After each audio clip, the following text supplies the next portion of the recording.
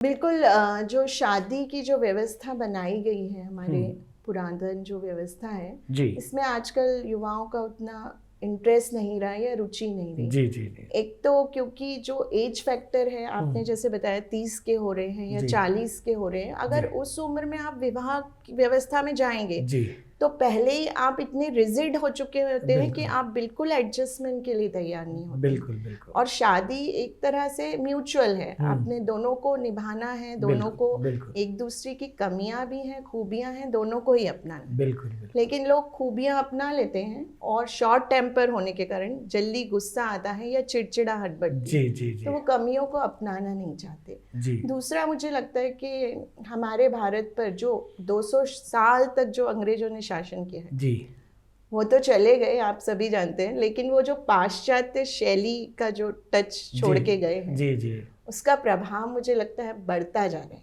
क्योंकि ये जो 5 डे वीक कल्चर है, जी खान पान की शैली है, जी या लिव इन जैसा जो जी शब्द आजकल आया है, जी ये हमारी भारतीय संस्कृति की देन बिल्कुल नहीं है। बिल्कुल बिल्कुल ये पाश्चात्य से आया है। हम्म और सबसे बड़ी जो खराब बात मुझे लगती है आजकल के युवाओं में कि वो उस व्यवस्था को फॉलो करना चाहते हैं, वो हमारी भारतीय संस्कृति को समझना ही नहीं चाहते। बिल्कुल सही कह रहे और ना ही आजकल घरों में माहौल है कि वो श्लोक बोलें या समझें या वेद पुराण या इससे जुड़ी जो जानकारी लें। जी क्योंकि मैं खुद एक विज्ञान की शिक्षिका हूँ और मैं आपको बताना चाहती हूँ कि जितने भी पाश्चात्य जितने भी साइंटिस्ट हैं उन्होंने जो खोजें की हैं वो सब खोजें हमारे भारतीय ऋषि मुनि पहले ही कर चुके हैं। गीता का भी बहुत बड़ा महत्व रहा है और उसे अपना भी रहे हैं वो।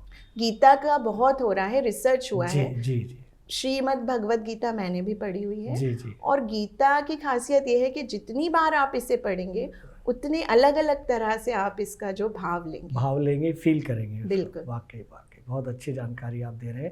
तो और हमें युवा जो हैं इनको भारतीय संस्कृति से थोड़ा परिचित कराना चाहिए जी चाइल्डहुड से ही।